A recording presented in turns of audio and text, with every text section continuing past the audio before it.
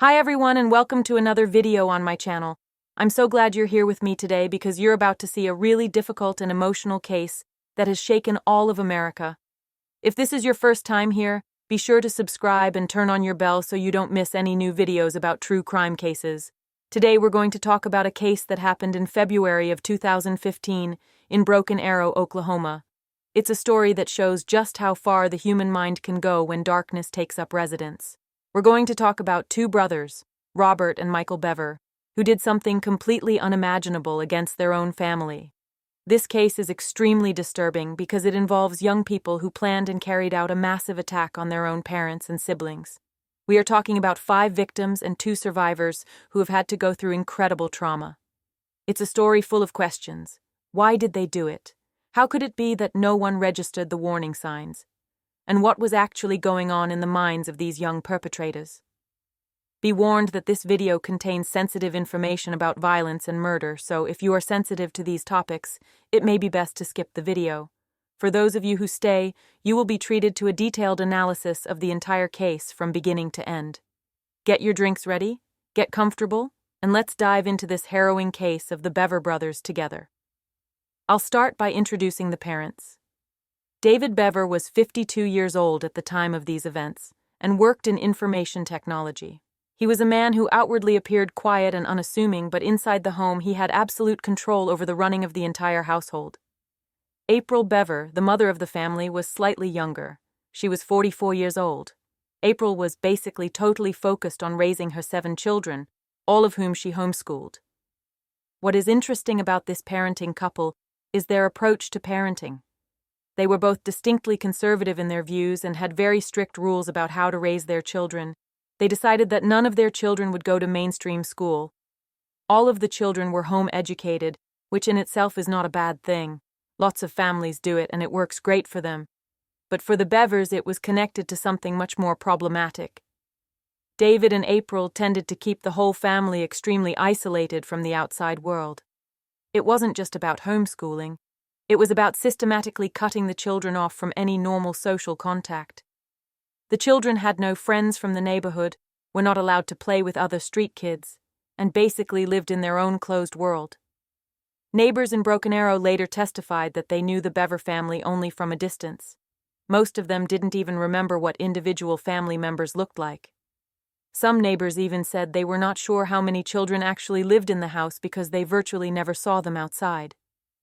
Imagine that, living in a normal American neighborhood where people normally walk their dogs, kids play in the street, neighbors say hello over the fence, and then there's one house that no one leaves. It was really an extraordinary level of isolation. Kids didn't go to clubs, sporting events, church, or any community events. Their whole world was confined to the 4 walls of their house. And this, of course, has a huge impact on the children's psychological development, on their ability to socialize, and on how they perceive the reality around them. Now let's look at the children themselves. The Bevers had 7 children, which is quite a large family in itself. The oldest was Robert, born in the year 1996, so he was 18 or 19 years old at the time of the incident. He was immediately followed by Michael, born in the year 1998, who was 16 or 17 years of age. Then there were the younger siblings. Daniel was 12, Christopher was 7, and the youngest of the victims, little Victoria, was only 5. In addition to these 5 children, the family had 2 daughters, Crystal, who was 13 at the time, and the youngest, Autumn, who was only a 2-year-old toddler. If we look at the structure of this large family, we see a clear hierarchy. Robert, as the eldest, had a certain position in the family dynamic. He was the one who was exposed the longest to the family rules, isolation, and everything that went on in that house. Michael, as the second oldest, was in the position of the younger brother who probably looked up to Robert a lot and took a lot of cues from him. Let's come back to the subject of homeschooling, because that's really a key aspect of their family life. April Bever was the one who was in charge of teaching all 7 children. That in itself is a huge task, educating 7 children of different ages, with different needs and at different levels of education. The problem was not the homeschooling itself, but how it was done. There were no reports of the children having access to any homeschool groups, which are quite common in America. They did not participate in any group trips, field trips, or meetings with other families who practice homeschooling. Thus, the children were not only physically isolated but also educationally disconnected from reality. They did not have the opportunity to compare their lives with those of other children their age. They did not know how normal family relationships worked because they had no frame of reference. All they knew was their home and their parents. When you ask the neighbors in Broken Arrow about the Bever family, you get very similar answers. They all describe them as that quiet family, those people who never go out, or just the mysterious neighbors. No one had any deeper contact with them. Some neighbors reportedly tried to be friendly, wave over the fence, or introduce themselves when the family moved into the neighborhood, but they always hit a wall. Bever's parents were polite but very austere, and made it clear they didn't care about neighborly relations. The children, when they were seen, seemed fearful and quickly disappeared back into the house.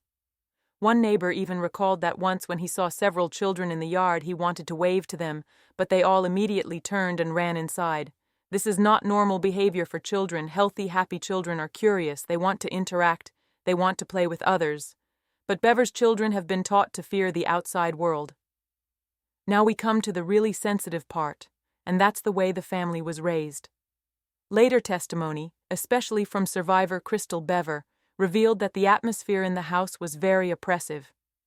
David Bever was described as an authoritarian father who had very strict rules and expected total obedience.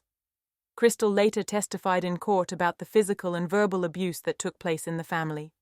In her words, Father David was often violent and used physical punishment. She spoke of the atmosphere of fear that was absolutely common in the home. The children lived in constant tension, not knowing when the next punishment or outburst of anger would come. It is important to say that this was not an occasional educational spanking, as some children in past generations may have experienced. It was systematic abuse that created a toxic environment. The children had nowhere to go, no one to confide in because they knew no other adults outside of their parents. They didn't go to school where a teacher would notice. They had no friends whose parents they could confide in. They were completely trapped in their own home. Now, focusing specifically on Robert and Michael, I must point out that they grew up in this environment their entire lives. Robert, as the eldest, experienced it the longest. 18 years of isolation, 18 years of life without normal social contact, 18 years under the authority of a tyrannical father. It's natural for a teenager to want independence, to want to explore the world, to have friends, maybe a first love. But Robert and Michael had none of that. Their only window to the outside world was the internet, and that was assuming they had access to it. And as we know, the internet can be a very dangerous place for isolated, vulnerable young people looking for an identity and a way to escape their reality. Imagine you are a teenager and your whole world is just your house, your siblings and your parents, who may be abusing you. You have no other point of reference. You don't know how normal relationships work.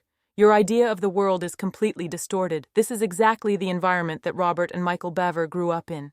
That's the basis from which we have to proceed when we talk about what happened. It's not an excuse for their actions, not at all. But it's a context that helps us understand how such a terrible tragedy could occur in a family that outwardly seemed only quiet and closed. Now we come to the hardest part of the whole video, and that is the actual course of that fateful night. I must warn you again that the following information is very disturbing and contains details of violence. If you are sensitive, you can skip this part. It was a Wednesday night, a perfectly ordinary summer day in Broken Arrow, Oklahoma. For most families, it was a normal Wednesday night, maybe dinner in front of the TV, getting ready for another day of work, kids reading or playing games before bed. But in house number 709 on Magnolia Court, something very different was happening. Robert and Michael Bever decided that night to put into motion a plan they had been working on for months. It's not as if they woke up and suddenly made up their minds. No, this was something they had planned systematically, meticulously, and with frightening precision.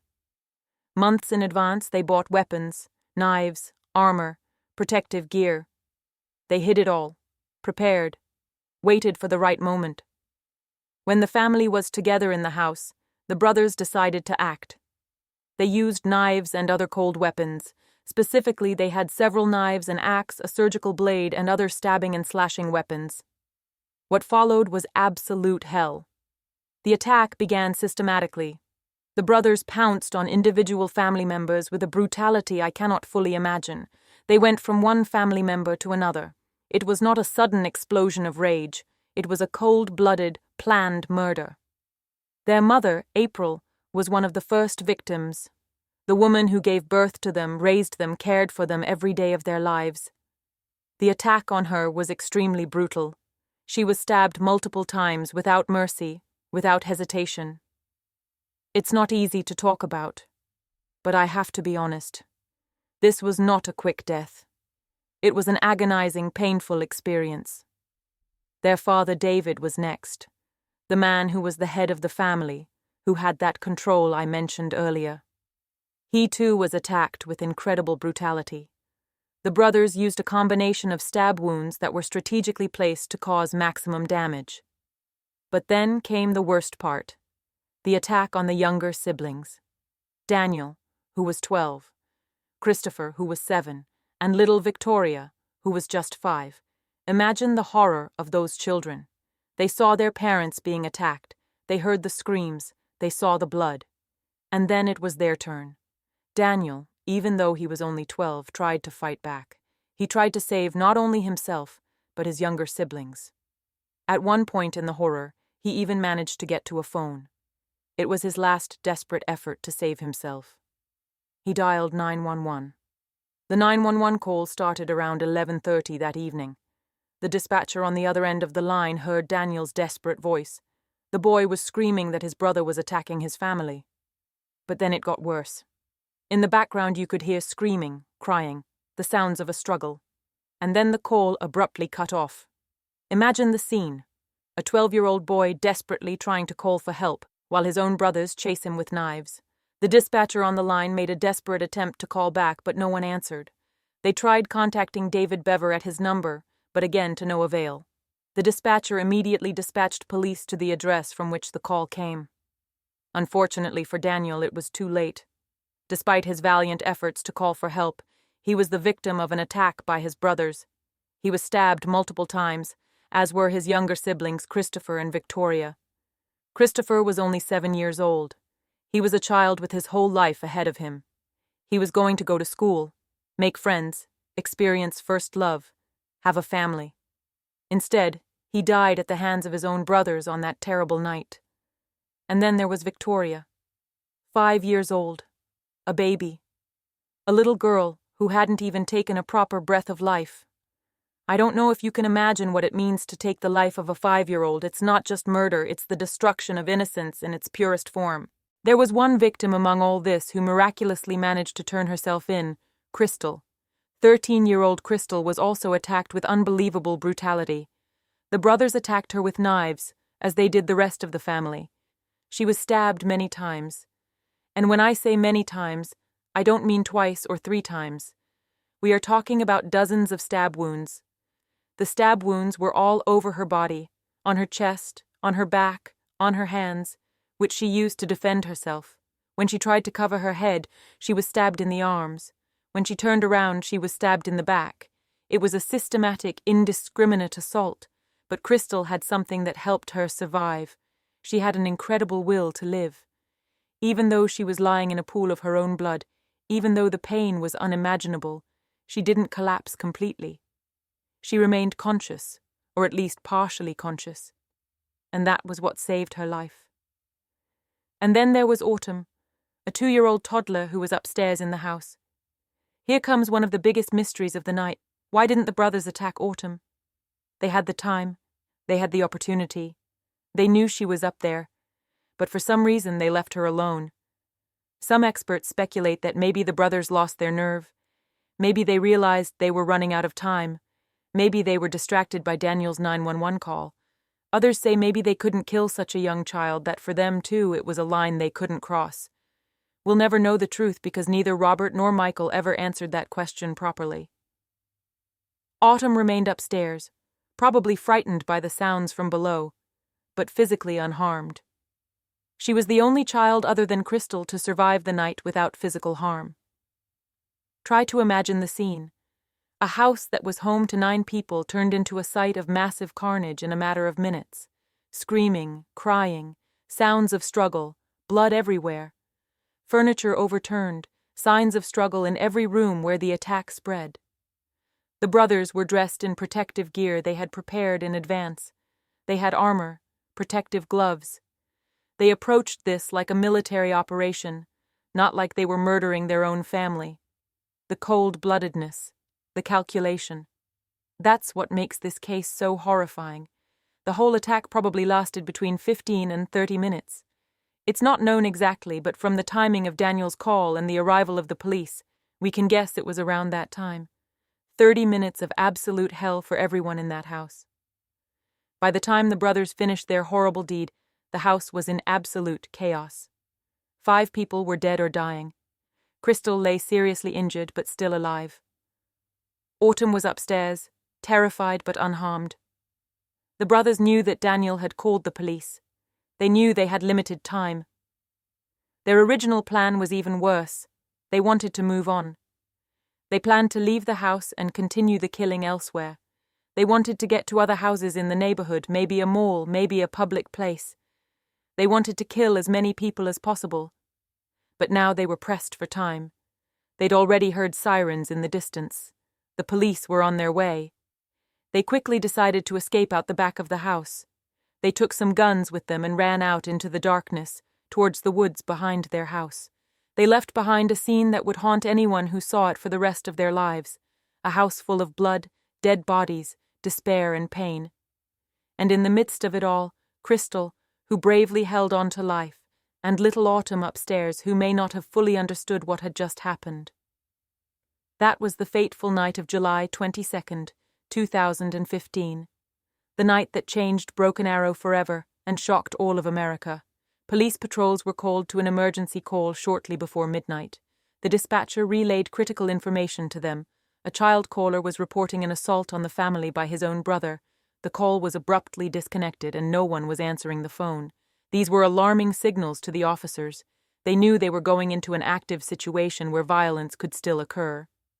The first police cars arrived at Magnolia Court within minutes. It was a quiet residential neighborhood where most of the houses already had their lights out. People were sleeping, resting, preparing for the day ahead, but at 709 the situation was very different. When the officers got out of their cars, they immediately noticed that something was very wrong. The house looked quiet from the outside, but it was lit up and the front door was ajar. That in itself was a warning sign. At that hour, a normal family would have had the door locked. The officers approached the house cautiously, guns at the ready. They had to allow for the possibility that the attackers were still inside. They had no idea what they would encounter. How many perpetrators were there, if they were armed with firearms? They went into the unknown. When they got to the porch, they saw the first signs of what had happened inside. There were bloodstains on the porch, not just a few drops, visible trails of blood leading away from the door. To experienced officers, this was a clear signal that something serious had happened inside. One of the officers later described how he stopped at the threshold and tried to assess the situation. He heard a sound from inside, faint, almost inaudible. It was a moan or a cry for help. Someone inside was alive and needed immediate help. They had to make a quick decision at that moment. They could have waited for reinforcements, for a special task force. But when you hear someone crying for help, when you know that every second could mean the difference between life and death, you can't wait. They decided to go in. Officers entered the house with the gun safeties off, ready for anything. But nothing could have prepared them for what they saw. Right downstairs they found Crystal. She was lying near the front door in a huge pool of blood. Her clothes were soaked with blood, stab wounds all over her body. One of the officers later said that at first glance he thought she was dead. The amount of blood around her was staggering. But then Crystal moved. She opened her eyes. She tried to say something. She was conscious, which was incredible considering the extent of her injuries. The officers immediately called an ambulance and one of them bent down to Crystal to administer CPR and find out what had happened. Crystal, despite the shock and pain, was able to speak. In words that must have been shocking to the officers, she said, "My brothers did it, Robert and Michael." She identified her attackers. She gave them names. This was crucial to the investigation. They had an instant identification of the perpetrators. One officer stayed with Crystal, trying to stop the bleeding, reassuring her, telling her help was on the way. But the others had to search the rest of the house. They had to find out how many other victims there were, if there were other survivors, and most importantly, if the attackers were still there. As the officers moved further into the house, the scene got worse and worse. In the living room, they found the bodies of the parents, David and April. They were lying in pools of blood with visible stab wounds. One of the officers checked their pulse, but it was clear they were dead. The extent of their injuries was massive. The furniture in the room was overturned, signs of struggle everywhere. The pictures on the walls were warped, the lamps were knocked over, the pillows were scattered. You could see that the victims were trying to defend themselves, trying to escape. But they didn't stand a chance against the two knife-wielding attackers. Officers continued to search. Every room had to be checked, every nook and cranny. They never knew what they'd find around the next door or the next corner. The adrenaline had to be at an all-time high, but at the same time they had to maintain professionalism and diligence. In the next room they found Daniel's body, the boy who called 911, the boy who tried to save his family. He was lying there with the phone still nearby. He tried. He did everything he could, but he couldn't survive. Christopher and Victoria were found in other parts of the house, little kids who had absolutely no chance. Their bodies showed numerous stab wounds. It was clear that the attack was extremely violent and indiscriminate. The police had to continue searching the entire house. They didn't know how many family members were there, how many more victims they might find. They proceeded cautiously to the top floor. The tension was incredible. Every creak of the floor, every sound could indicate the presence of the attackers. They had their weapons ready, moving in tactical formation, covering each other, and then they heard crying, a child's cry coming from one of the bedrooms. They carefully opened the door and found little Autumn, a 2-year-old toddler sitting in her crib, scared, crying, but physically unharmed. It was a moment of relief in the midst of the horror. At least one child was okay. One of the officers took Autumn in his arms, trying to calm her, to distract her from the scene.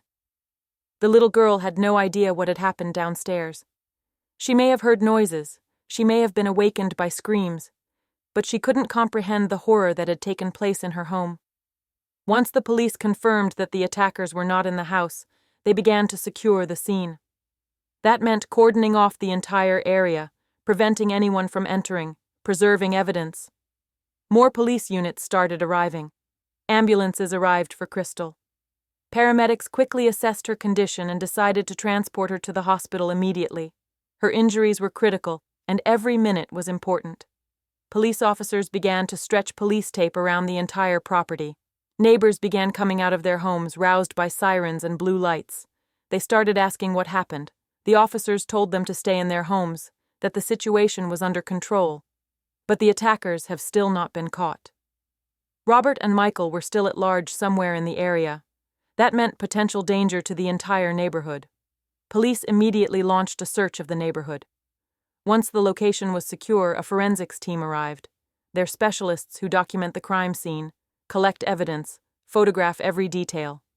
Their work is vital to the later investigation and the trial. The forensic technicians entered the house in protective clothing, with cameras, with markers to mark the evidence. They had to document every room, every trace of blood, every overturned piece of furniture. They found an arsenal of weapons, knives of all sizes and types, an axe with blood on the blade, a surgical blade, arrows, but they also found protective gear, the armor the brothers wore during the attack, protective gloves, tactical clothing. It all showed the level of planning they'd put into this. One of the forensic technicians later described seeing many crime scenes in his career, but this was something else.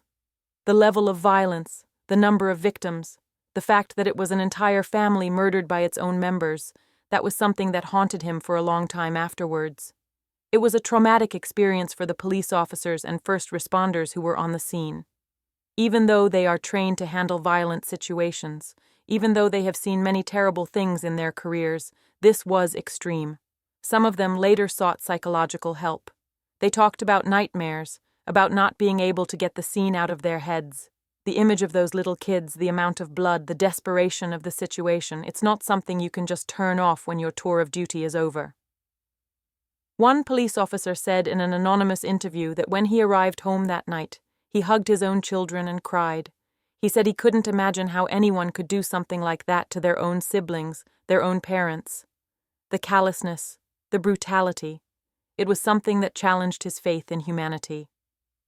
Meanwhile, paramedics worked to stabilize Crystal for transport. She had multiple stab wounds, lost a tremendous amount of blood. Her chances of survival weren't high, but she fought. Her will to live was incredible. They loaded her into an ambulance and quickly drove her to the nearest hospital with a trauma center. They kept her stable during the trip, giving her fluids, oxygen, preparing her for immediate surgery. Doctors at the hospital were informed in advance that a critical patient with multiple stab wounds was arriving. They prepared the operating room, assembled a team.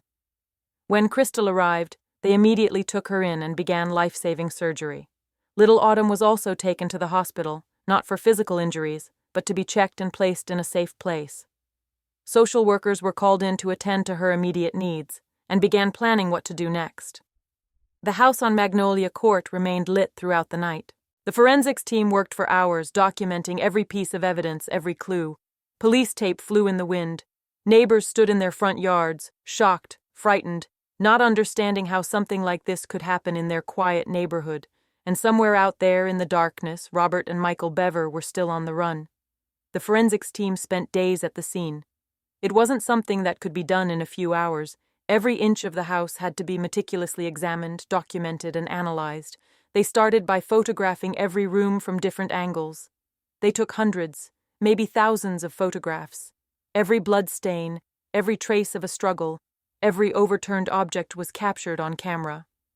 These photographs would later serve as evidence in court and help reconstruct the exact course of events. Then came the blood trace analysis. Specialists in blood pattern analysis can determine from blood spatter exactly where the attack occurred, from what angle the wounds were delivered, and how the victims moved during the attack. It's a fascinating, if morbid, science. They found blood patterns in the living room that indicated an intense struggle. There were traces of arterial bleeding, the type of bleeding where blood spurts in patterns consistent with a heartbeat. This indicated that the victims were alive and their hearts were beating when they were attacked. There were handprints in the blood on the walls. Some of them were from victims who tried to lean against the wall, perhaps while trying to escape or falling. Other prints were from the attackers. Each print was carefully documented, measured, and analyzed.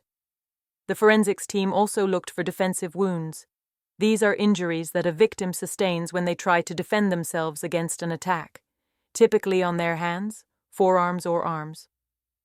The presence of such injuries confirmed that the victims were trying to defend themselves, trying to protect themselves from the knife strikes.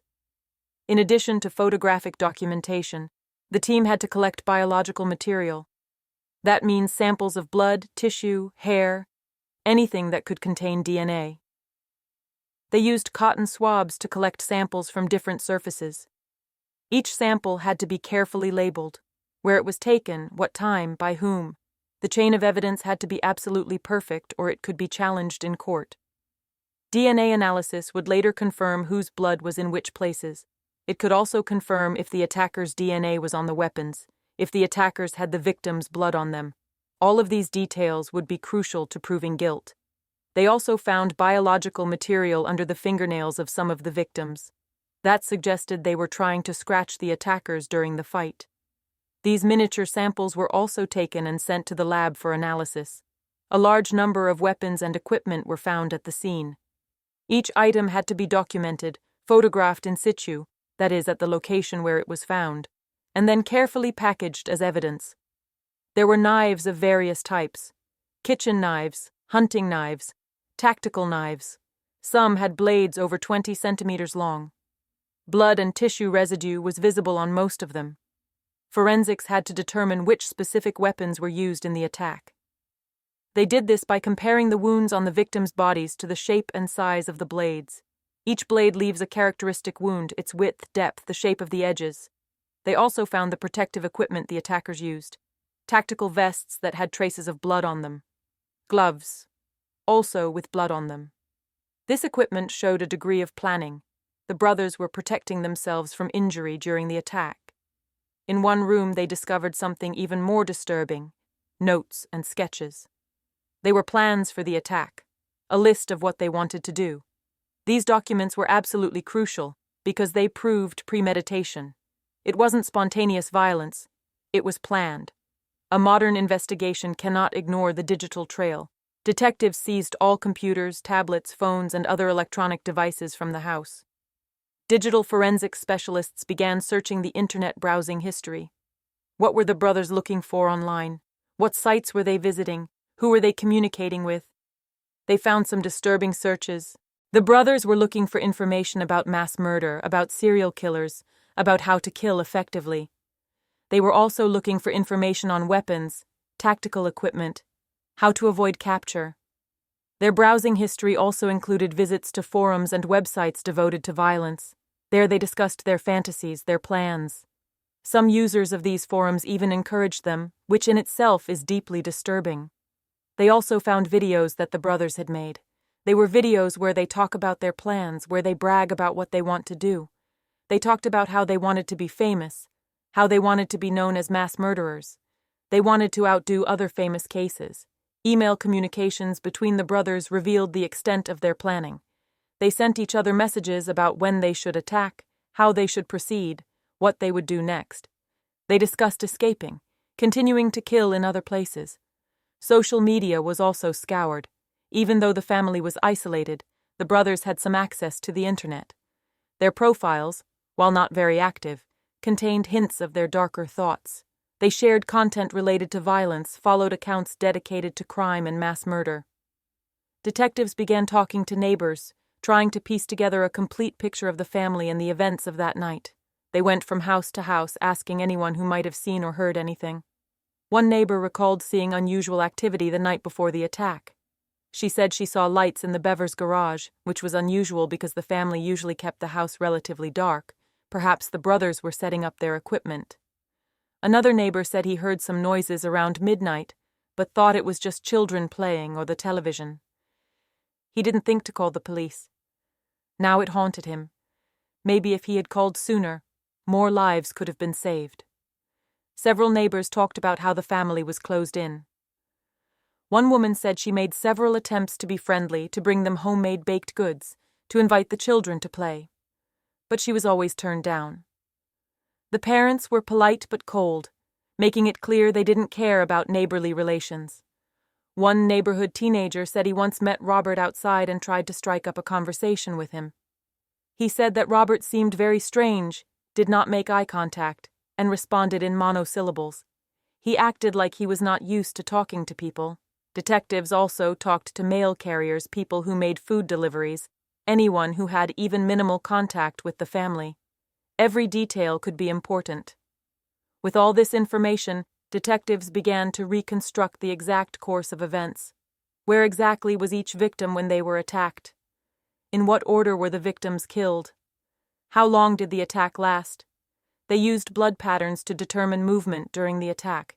They could see where someone was standing when they were attacked, where they tried to run. It's like putting together a very morbid puzzle. The phone records helped create a timeline. They knew exactly when Daniel called 911. They knew when the dispatcher tried to call back. They knew when the first police units arrived.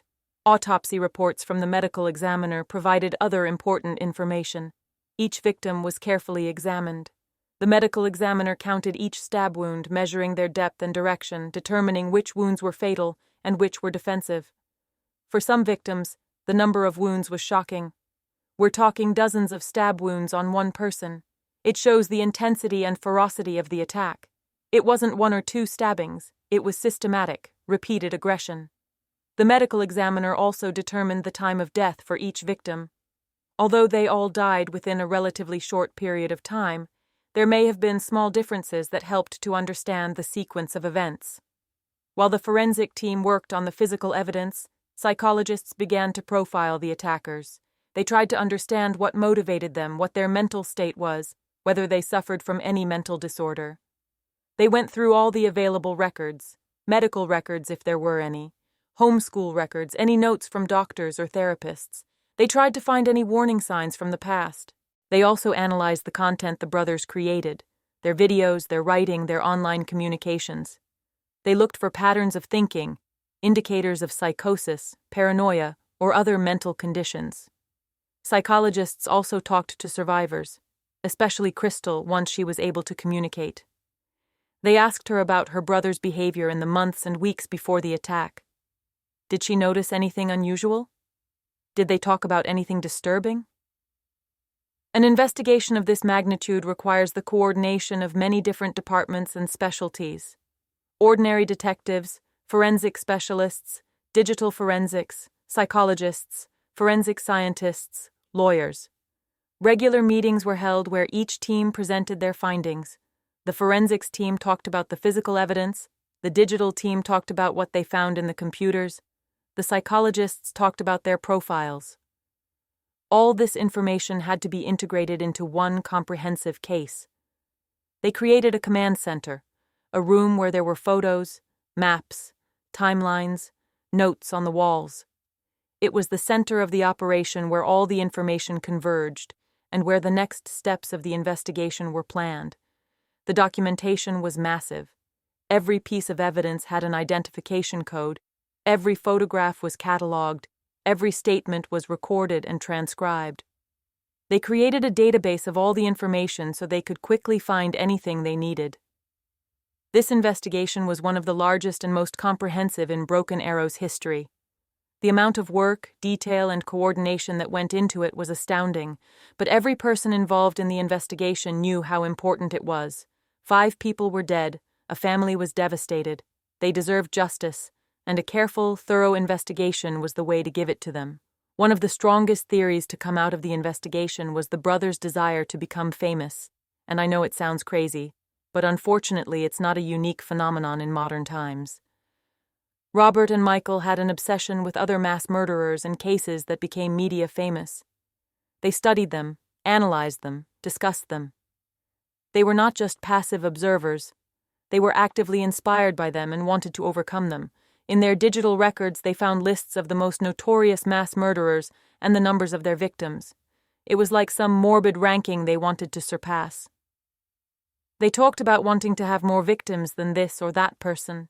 They wanted to be the ones to talk about, to make documentaries about, to write articles about. This desire for fame is what psychologists call celebrity seeking through infamy, seeking fame through notoriety. In the age of social media, when being famous seems to be the ultimate goal, some people with damaged psyches think that even negative fame is better than no fame. The brothers made videos where they talked about how they were going to be famous. They imagined how newspapers would write about them, how psychologists would analyze them, how their names would be known all over the world. It was a twisted fantasy of significance and importance. What's even scarier is that they realized that killing their own family would have more media impact than killing strangers. They knew that a birth crime would shock society more. They calculated for it. They used their own family as a means to achieve fame. The psychologists who analyzed this case identified strong antisocial personality traits in both brothers, especially Robert. Antisocial personality disorder is characterized by a lack of empathy, an inability to feel remorse, manipulative behavior, and violation of the rights of others. People with this disorder often do not see others as real beings with feelings and rights. They see them as objects they can use to achieve their goals. These traits were probably present in Robert long before the attack. His inability to form relationships, his coldness, his fascination with violence, these were all warning signs. But because he was isolated and had no contact with professionals, he was never diagnosed or treated. Michael, as the younger brother, was probably strongly influenced by Robert. Psychologists talk about something called folie à deux, a shared psychosis or shared delusional system between two close people. In this case, Robert may have been the dominant personality who drew Michael into his twisted worldview. Lack of empathy was a major factor. A normal person could not have struck his little sibling with a knife. could not have seen the fear in his mother's face and carried on. But for someone with a severe lack of empathy, these people are just obstacles, just means to an end. Another important theory is the desire for a sense of power and control. For young men who have lived their entire lives under strict control who felt powerless, this act could have been a twisted way to regain a sense of control. Killing is the ultimate act of power over someone else. You have absolute control over the life and death of another person. For someone who has felt powerless, subservient, controlled all their life, this idea may be seductive. Robert and Michael have talked in their records about feeling like gods who make decisions about life and death. This grandiose idea of themselves is typical of certain types of violent offenders. They create a fantasy world where they are omnipotent, where they make the rules. The choice of victims, their own family, was not accidental from this perspective. These were people who had power over them their whole lives, parents who controlled them, made decisions about their lives. Killing the parents was a symbolic assumption of power. It was like saying, "I'm in charge now. Now, I'm in control." The younger siblings may have been seen as extensions of the parents, or perhaps just witnesses who had to be eliminated. But the main targets were probably the parents, the sources of their feelings of powerlessness. We cannot ignore the impact of what the brothers were exposed to online. Their browsing history showed content of extreme violence, gore videos, accounts of actual murders, discussion boards where people glorified violence. Exposure to such content, especially at a young age and without adequate adult supervision, can lead to desensitization. This means that a person stops reacting normally to violence. What should provoke disgust, fear, or pity begins to provoke curiosity or even excitement. For the brothers, violence became something fascinating, something they wanted to try. They didn't see it as something horrible that caused real pain to real people. They saw it as something exciting, an adventure, a way to achieve what they wanted. The online communities they were visiting also played a role. On some of these forums there were people who encouraged them, who told them that their fantasies were normal, that they should act. This validation from like-minded people may have reinforced their decision. It is important to say that most people who consume violent content online do not become murderers. But for someone who already has a predisposition to violence, who suffers from a mental disorder, who doesn't have healthy social connections, this content can be a catalyst. Psychologists also talk about the dehumanization process that had to take place for the brothers to do what they did. Dehumanization means to stop seeing someone as a person with feelings, rights, value. You begin to see them as an object, as an obstacle, as something inferior. It's a psychological mechanism that allows people to do terrible things to other people. For Robert and Michael, their family may have been dehumanized over time. They may have seen them as prisoners, not parents. They may have seen their younger siblings as the cause of their problems, not as innocent children. This process probably took months or years. In their notes and videos, they spoke very coldly, almost clinically, about family members. They didn't use names. They talked about goals and obstacles. This language is typical of dehumanization. When you stop using names, when you start talking about people as objects, it's easier to hurt them. Another theory is that the brothers saw this act as an escape from a reality that had become unbearable to them. Their lives were limited, controlled, without joy or hope of change. It is natural for teenagers and young adults to dream of the future, of freedom, of possibility. But what if you don't feel you have a future? What if your life seems like it will always be the same, locked in the same house, under the same control? The brothers may have seen murder as a way to reset their lives. They knew they would be caught. They knew they would end up in prison or executed. But maybe it was better for them than continuing the life they were living. This may sound like very dark logic, but for someone in deep despair with a broken mind, it may make sense. Better a spectacular ending than an endless continuation of an unbearable existence. In some of their records, they talked about the end and a new beginning. Maybe they saw death or prison as liberation. Perhaps the thought of never having to live under parental control again was so seductive that they were willing to sacrifice everything. We cannot underestimate the role of the relationship between Robert and Michael. If each of them had been alone, they might never have acted. But together, they created a toxic dynamic where they reinforced each other's worst impulses. Psychologists talk about group dynamics, even with just two people. When you have someone who shares your twisted thoughts, who validates you in them, who plans with you, those thoughts are much more likely to grow into actions. Robert was probably the prime mover. Older, perhaps more intelligent, certainly more dominant. Michael may have been more hesitant, but under his brother's influence he became complicit. Their relationship created an echo chamber where no rational thought could penetrate. They talked about their plans for months. They imagined scenarios, discussed details, reinforced each other. If Michael had normal friends, normal social contacts, maybe someone would have said, "This is crazy, you can't do this."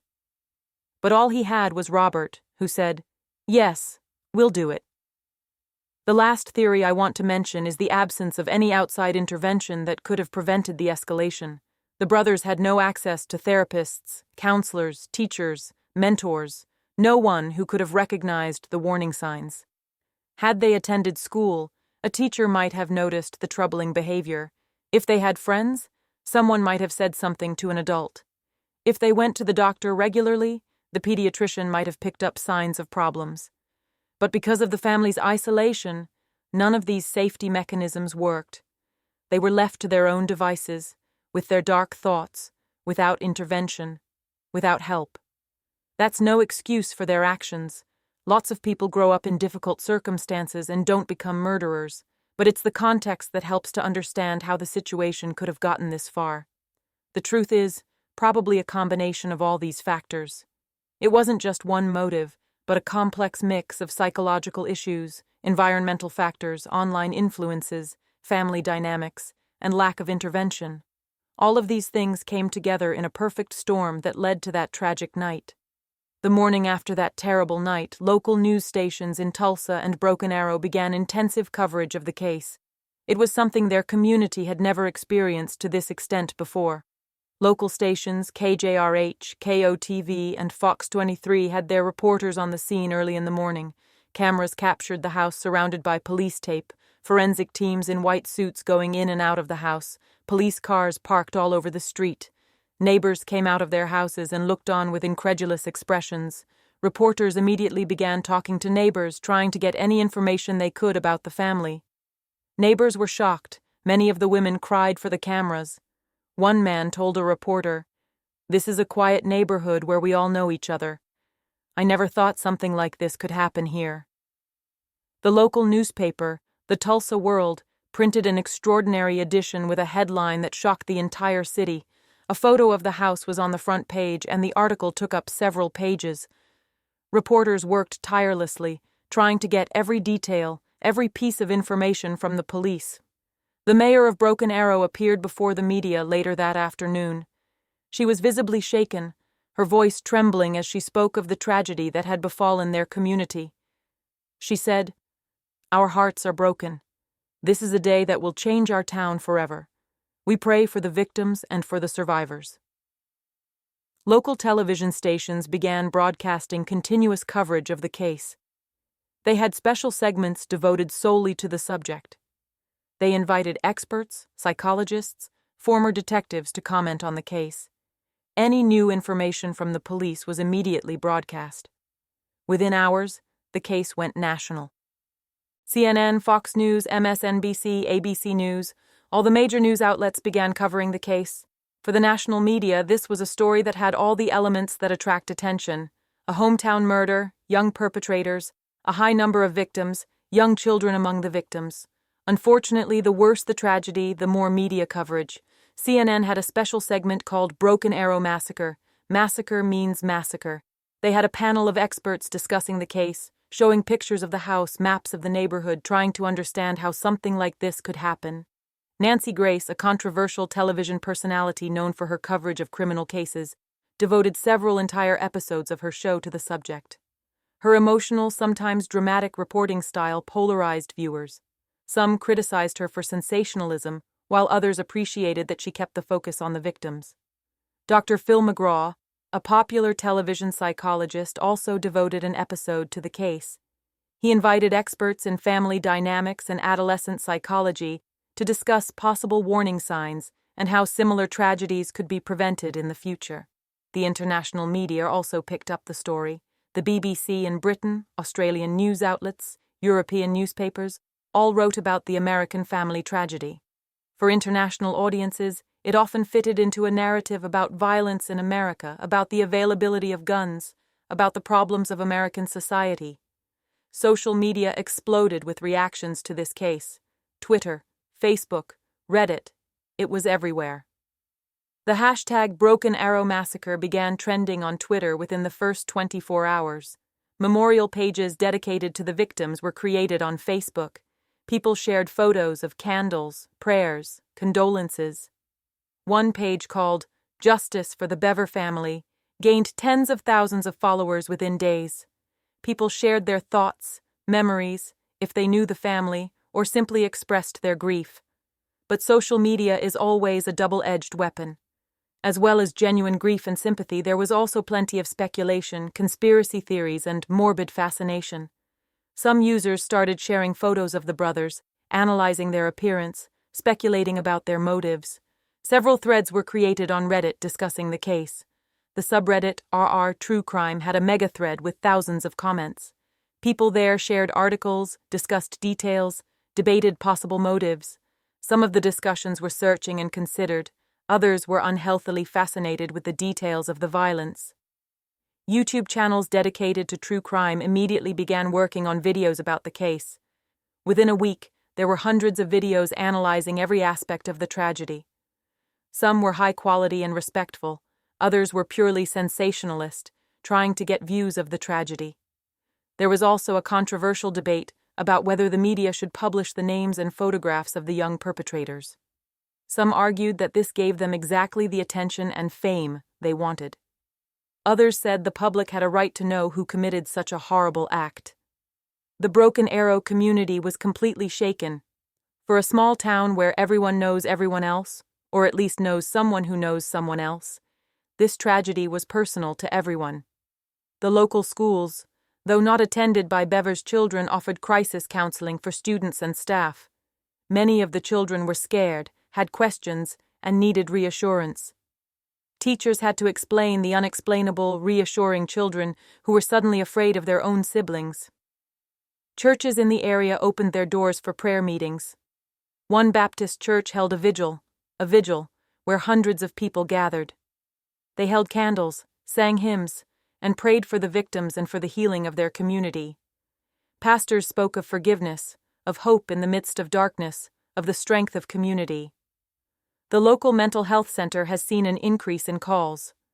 People who themselves struggled with depression, anxiety, or family problems were frightened by the tragedy. They feared that something similar could happen in their families. Therapists worked overtime trying to meet the increased demand. Neighbors on Magnolia Court who lived directly next door or across the street from the Bever's house were traumatized. One woman told a reporter that she was afraid to sleep, that she had nightmares, that when she closed her eyes she saw police lights and imagined what was happening in the house. Several families decided to move away. They couldn't stay so close to a place of such horror. This case has sparked an intense debate about homeschooling, home education. Many people began to question whether there should be more regulation and oversight of families who homeschool their children. Critics argued that the extreme isolation experienced by the Bever family should never have been possible. They said children who do not attend school are at greater risk of abuse and neglect because there is no one outside the family to observe and report it.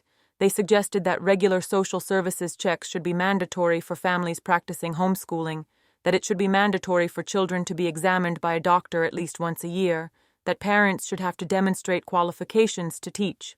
Advocates of homeschooling, on the other hand, objected. They argued that most homeschool families are loving, responsible families who want the best for their children. They said this case was an extreme exception, not the norm. Organizations representing homeschool families issued a statement expressing sadness over the tragedy, but also emphasizing that homeschooling itself was not the cause. They stressed that millions of children are being successfully educated at home and growing up to be healthy, happy, productive members of society. This debate made its way into the Oklahoma legislature. Some legislators have proposed new laws that would increase oversight of homeschooling. Others rejected it as unnecessary government intervention in family affairs. Psychologists and criminology experts became frequent guests in the media, trying to explain to the public how such a thing could happen. Dr. James Garbarino, an expert on youth violence, gave several interviews where he talked about how isolation and lack of positive social contact can lead to distorted thinking in young people. He explained how important it is for children to have access to a variety of adult role models, not just their parents. Forensic psychologist Dr. Michael Stone, who created the evil scale for categorizing killers, analyzed the case in several media outlets. He placed the Bever brothers in a high category on his scale, emphasizing premeditation and extreme brutality. Experts on family violence talked about the cycle of abuse and how it can lead to violence. They explained that while most abused children do not become violent, there is a correlation between the abuse experienced and later violent behavior. Some experts also criticized the media for the way it covered the case. They warned that too much coverage, especially glorification or fascination with perpetrators, can inspire further acts of violence. They spoke of a copycat effect. The case also opened up a broader conversation about young people's mental health and access to care. Mental health advocates pointed out that if Robert and Michael had had access to therapy, if their problems had been recognized and treated early, perhaps the tragedy could have been prevented. They spoke of the importance of destigmatizing mental health problems and the need to make care accessible to all. They also criticized a system that fails to identify at-risk young people, especially those who are isolated or do not attend public schools. They suggested outreach programs, reaching out to communities to actively seek out children who may be at risk. The economic side was also discussed. Many families cannot afford private therapy and public resources are often overstretched or inadequate. There was a call for more investment in mental health, especially for children and adolescents. Politicians have begun to respond to public pressure and discuss possible legislative changes. Several bills were introduced in the Oklahoma State Legislature. One proposal was to tighten oversight of homeschooling. It proposed mandatory annual registrations, standardized testing, and home visits by social workers. It was controversial and ultimately did not pass. Another proposal involved mandatory reporting of suspected child abuse. He wanted to expand the pool of people required to report suspicions and increase penalties for non-compliance. A proposal to create a database of homeschool students was also discussed, so that social services and the health system could keep track of children who were not in the regular school system.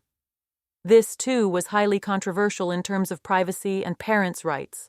There was also debate about the ethics of media coverage. Some newspapers and TV stations were criticized for publishing overly graphic details of the victims' injuries.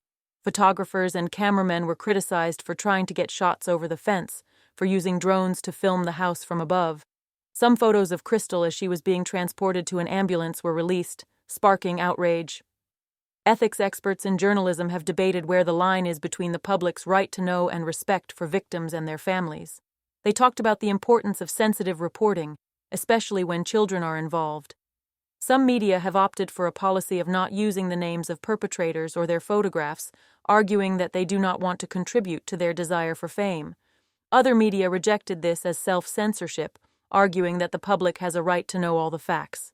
This case has become a case study in journalism schools on the ethical reporting of tragedies. Students analyzed different media approaches and discussed what was appropriate and what crossed the line. The media coverage and public reaction to the Bever case show how society handles unexplained violence. They show our need to understand, our desire to find explanations, our desire to ensure that something like this never happens again. But they also show the dangers of too much media attention, the dangers of sensationalism, and the importance of respecting victims in the midst of public interest. While this case was not directly a custody dispute, it has sparked a discussion about how the state monitors the well-being of children and families outside of traditional systems like public education. Lawyers specializing in family law have begun to propose reforms that would ensure that no child remains completely invisible to the system. They talked about creating mandatory checkpoint moments where every child, regardless of form of education, would have to be seen and evaluated by a professional outside the family. One particular proposal included mandatory annual health screenings for all children, without exception. Pediatricians would be trained to recognize not only physical, but also psychological signs of problems. They would be mandated to ask questions of children about their home life, their relationships, and their sense of security. Another proposal was to create a statewide registry of all children in Oklahoma, regardless of whether they attend public school, private school, or are educated at home. This registry would allow social services to track that every child is registered somewhere and their educational needs are being met. Advocates for children's rights have also proposed changes to the definition of neglect. They argued that extreme social isolation of a child should be considered a form of emotional abuse. A child has the right to social interactions, to relationships outside the family, and to access different perspectives and experiences. The concept of educational neglect, a situation where parents claim to educate a child at home but in reality provide no or inadequate education, was also discussed. Suggestions included mandatory submission of curriculum and testing results to state authorities.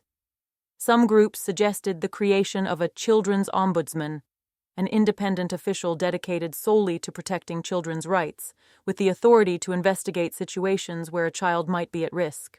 While no firearms were used in this case, it raised questions about how easily young people had access to an arsenal of knives, axes, and other dangerous objects. Some lawmakers have proposed laws that would restrict minors from purchasing certain types of knives. Specifically, these included tactical knives, long-bladed hunting knives, and other weapons designed primarily for combat, not for everyday use. Cutlery stores were encouraged to voluntarily implement a policy of verifying age and possibly purpose of purchase. Salespeople should be trained to be alert to suspicious purchases. For example, when a young person buys several knives at once or is interested in weapons with distinctly combat characteristics. Online sellers have faced criticism for making it too easy to order dangerous items without any verification. There have been proposals to tighten regulation of online gun and knife sales, including mandatory age verification on delivery. An interesting debate has developed around the question of whether parents should be held legally responsible when their children gain access to dangerous items in the home. Just as there are firearm safety laws, there could be laws requiring the safe storage of large knives and other potentially lethal items. Some schools in Oklahoma and other states have begun to include knife policies in their safety policies. Not only have they banned bringing them to school, but they have begun educating students about responsible knife handling and when a common tool becomes a weapon. This case showed how domestic abuse can escalate to extreme violence. This led to the strengthening of early intervention programs. Domestic violence prevention organizations have received new funding to expand their services. They have developed special programs aimed at identifying warning signs in children and adolescents who may be at risk of becoming either victims or perpetrators of violence. Educational campaigns have been developed to teach the public how to recognize signs of abuse in children in their neighborhood. Billboards, television advertisements, and leaflets explain that abuse is not just physical. It also includes emotional abuse, isolation, and psychological manipulation. Crisis lines for children and adolescents were promoted much more aggressively. The numbers were placed in places where children could see them, in public library restrooms, doctors' offices, bus stops. The emphasis was on the fact that the calls were anonymous and safe. Programs for parents focused on healthy parenting and stress management were expanded. It was recognized that many parents who resort to abuse themselves need support and tools to manage challenging situations without violence. Special training programs were created for professionals who work with children: doctors, librarians, coaches, scout leaders. All of these people have been trained to recognize warning signs and know how to respond when they suspect abuse. Legislation on mandatory reporting has been strengthened. The range of people who are legally obliged to report suspected abuse has been expanded. Penalties for non-compliance have been increased to ensure that people take this responsibility seriously. The case has dramatically raised awareness of the importance of young people's mental health and the need to destigmatize help-seeking. Schools throughout Oklahoma and gradually in other states began to implement mandatory mental health education. Students were taught about various mental disorders, how to recognize signs of problems in themselves or friends, and where to seek help. Mental health first aid programs, mental health first aid, were expanded. These programs teach laypeople how to recognize a mental health crisis and how to provide initial support, much like first aid courses teach how to respond to physical health problems. Universities have begun requiring all students to take a course on mental health as part of their basic education. They have recognized that mental health literacy is as important as financial literacy or computer literacy. Media campaigns featured celebrities speaking out about their own struggles with mental health. This visibility has helped normalize the conversation about depression, anxiety, and other issues that were previously taboo. Insurance companies have been pushed to provide better coverage for mental health services. There were arguments that mental health should be covered just like physical health, without discriminatory limits or deductibles. Telehealth services for mental health were expanded, which was especially important for rural areas where access to therapists may be limited. Online therapy and support became more accessible and accepted. The homeschool community felt the need to respond to negative publicity and show that responsible homeschooling can be healthy and beneficial. Homeschool organizations created new guidelines and best practices for families. They emphasize the importance of social interactions, community involvement, and regular contact with people outside the family. Homeschool groups and co-ops, cooperative learning centers where children from multiple families come together for shared activities, classes, and social interactions, were created or strengthened. These groups provided not only educational opportunities, but also a network of support and a natural form of supervision. Homeschool conferences began to include workshops on mental health, recognizing problems in children, and when to seek professional help. Parents were educated that homeschooling does not mean isolation. Some homeschool associations created voluntary certification or accreditation programs where families could demonstrate that they were providing quality education and a healthy environment. Although voluntary, these programs helped build public trust. There was also an effort to be more transparent. Homeschool families were encouraged to get involved in community activities, having their children participate on sports teams, arts programs, or volunteer activities. The goal was to show that homeschooling can be part of a healthy, engaged community life. In response to the tragedy, new resources were created specifically aimed at preventing similar cases. A community center was established in Broken Arrow to support families in crisis. The center offered free or low-cost services including family therapy, individual counseling, support groups, and educational programs. A foundation was created on behalf of the Bever victims.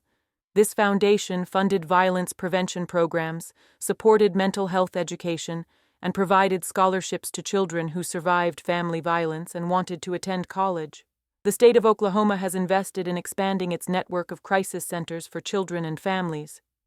These centers provided safe shelter, counseling, and long-term support to families facing various forms of crisis.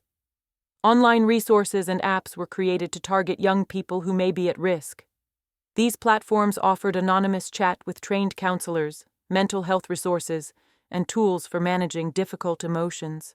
School systems invested in more school psychologists and counselors. They have recognized that prevention requires the availability of professionals who can identify and help children at risk before the situation escalates. This case set several legal precedents that have influenced how similar cases are judged. The issue of juvenile criminal responsibility has been reopened. The debate revolved around whether a juvenile offender of such a serious crime should be tried as an adult or as a juvenile. Different states have adopted different approaches to this issue. The question of whether extreme isolation and possible childhood abuse should be considered as mitigating factors in determining punishment was debated. Defense attorneys argued that the perpetrators themselves were victims, while prosecutors argued that nothing justified such brutality. The legal system also addressed the issue of how to protect survivors from further traumatization during the trial. Special protocols were created for the questioning of child witnesses and victims, including the possibility of testifying via video or behind a screen. The issue of victims' rights has been strengthened. Victims' families were given a greater voice in the judicial process, including the opportunity to submit victim impact statements before sentencing. This case has changed the way society thinks about family violence and who may be the perpetrator. It has expanded the understanding that family violence is not just about partner violence. It can include violence between siblings, violence by children against parents, and complex dynamics that are often overlooked. It raised awareness that even young people can commit extreme violence, and that warning signs should be taken seriously, regardless of the age of the potential perpetrator. strengthened the focus on prevention and early intervention. Instead of waiting for something to happen, society has begun to invest more in identifying high-risk situations and providing support before tragedy strikes. It has also changed the conversation about community accountability. It recognized that violence prevention is not just the responsibility of the family or the system, but the entire community. Neighbors, friends, colleagues, all have a role in recognizing and responding to warning signs. This case has left a lasting mark on the legal system, social services, and the way society approaches child protection and violence prevention. While no amount of change can undo the lives lost, the hope is that these reforms can help prevent similar tragedies in the future, and we are at the end of this very emotional and challenging video. I know it has been difficult to watch, and I want to thank you for sticking with me to the end. Now, let's recap the highlights and reflect on what this case means for all of us. As I look back on this whole case, I see some key moments and aspects that define it, and that we should bear in mind. Firstly, this was a case that showed how an extreme environment can create tragic results.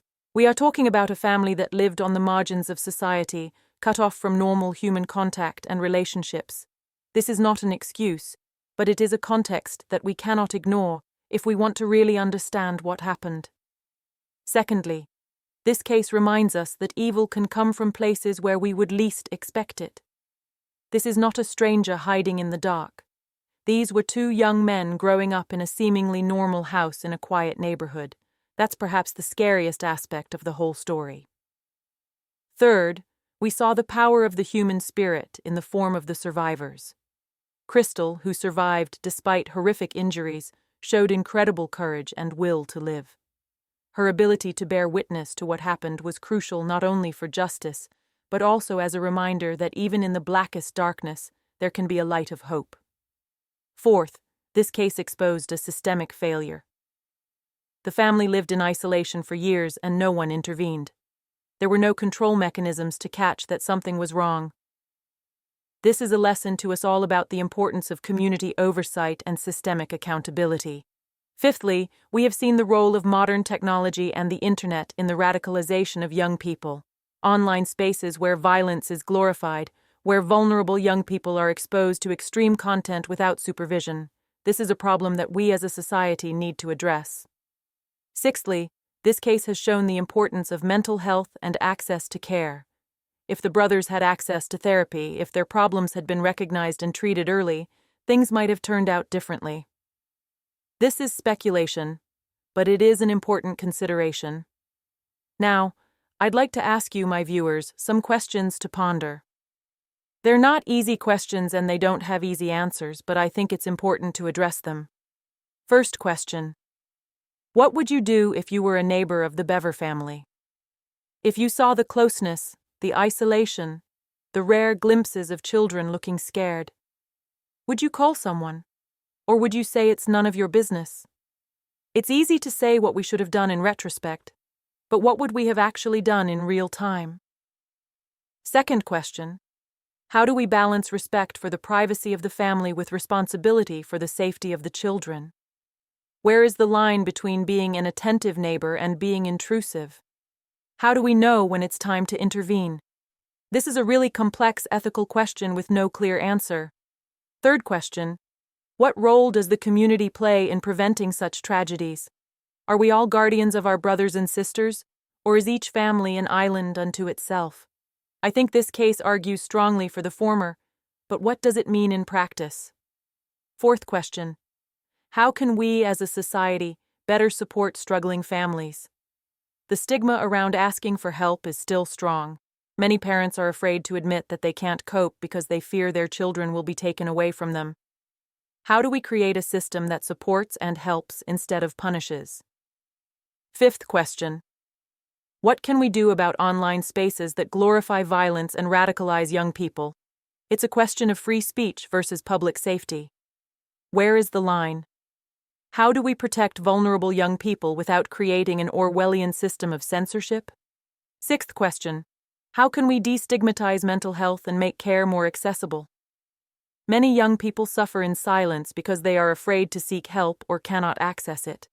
What can we do to change this? Question 7. What responsibility does the media have in covering such cases? Do we have the right to know all the details? Or does too much coverage sometimes do more harm than good? Does it glorify the perpetrator in a way that may inspire further violence? 8th question. How do we talk to our own children about such cases? Should we shield them from the knowledge that such things happen? Or is it an important part of educating them about the realities of the world? How do we find a balance? Now, I would like to challenge you to do something specific. I don't want this video to be a passive consumption of a terrible story. I want it to be a spur to action. If this case has affected you, if it has made you think about these issues, share this video. But don't just share it. Share it with the intention of starting a conversation. Post a comment about what you take away from it, what it taught you. Talk about mental health with the people in your life. Ask your friends how they're doing, and mean it, not just as a courtesy phrase. Create space for honest conversations about difficult things. If you are a parent, take time tonight to have a real conversation with your children. Ask them how they're feeling, what's bothering them, if they have any concerns. And importantly, listen. Really listen without immediately judging or giving advice. If you know a family that seems isolated or in trouble, consider reaching out. Maybe just a simple, "Hey, I noticed we haven't seen each other in a while. Is everything okay?" can open doors. You don't have to solve their problems. Just show that someone sees and cares. Consider supporting organizations that work on violence prevention or mental health support. You can donate money if you are able, or time as a volunteer. Every contribution, big or small, makes a difference. Educate yourself further about these issues. There are lots of good resources on mental health, on recognizing violence, on supporting families at risk. The more we know, the better we can help. And a very important thing, if you yourself are struggling with difficult thoughts, if you feel lonely, desperate, or have thoughts of harming yourself or others, please seek help. Call a crisis line. Talk to a therapist. Confide in someone you trust. There is no shame in needing help. Shame is suffering in silence when help exists. I want to thank you all for being a part of this community. I know that watching true crime videos can be emotionally challenging, but I believe it is worthwhile. It's not just about morbid fascination, it's about understanding human psychology, learning from tragedies, and trying to create a safer world. I greatly appreciate all your comments, your engagement, your own stories, and the perspectives you share. This community is more than just a group of people watching videos. It's a space for meaningful conversations about important topics. So please leave a comment below this video. Tell me what you think about this case. What are your answers to the questions I asked? Did you learn anything new? Has this case changed your perspective on anything? And please be kind to each other in the comments. I know that cases like this evoke strong emotions, and it's okay to have different opinions. But let's discuss with respect and empathy. Remember that behind every comment is a real person with their own experiences and perspectives. If you have suggestions for other cases I should make a video about, let me know. I try to pick cases that have something to teach us, not just the most sensational or worst. I'm interested in psychology, motivation, systemic issues, not just the gory details. Before I let you go, I want to pause for a moment on an important point: taking care of yourself after watching such heavy content. It's perfectly normal to feel sad, anxious, or even a little traumatized after a video like this. Consuming content about violence and tragedy has a real impact on our psyche, even when we know it's not directly our personal experience. If you're feeling overwhelmed, take a break. Turn off your phone, your computer, walk away from the screens, go for a walk, make some tea, call a friend. Do something that calms and grounds you. Maybe it's good to watch or do something positive or light as a counterbalance. There's nothing wrong with putting on something fun or silly after watching something so heavy. Your mind needs balance. Talk about what you heard if it helps you process it. Some people need to discuss and analyze, others need quiet time. Get to know what works for you. And remember, it's okay to take a break from true crime content if you feel it's getting to be too much. It's not a weakness to admit you need a break. It's actually responsible self-examination. So, my dears, we're at the end. Thank you for spending this time with me, for listening to this difficult but important story. Remember, every case I cover is about real people, real lives, real suffering. These are not just entertainment or interesting stories. They are human tragedies that have left lasting scars on survivors and on communities. My aim is not to glorify the violence or the perpetrators. My goal is to understand, to learn, to raise awareness, and hopefully help prevent future tragedies. I hope this video has fulfilled that goal. If this is your first time here, be sure to subscribe to my channel and turn on the bell so you don't miss any more videos. I plan to cover more cases that have something to say about human psychology and society, and if you're a regular follower, you know how much I appreciate your support. You make it possible for me to do what I do. You make it possible for me to devote my time and energy to creating these detailed, thoughtful videos. Don't forget to give a like if you liked the video or if you think it has value. It helps the algorithm show the video to other people who might be interested in these topics. Share it with people who might be interested, but please, with a warning about the content. Not everyone is in a mental state to consume this kind of content, and that's perfectly fine. Be kind to yourself, be kind to others, and remember, if you see something, say something. Your attention and your willingness to act can save a life. See you in the next video. Until then, have a wonderful time, take care of yourself and the people around you. Bye, guys.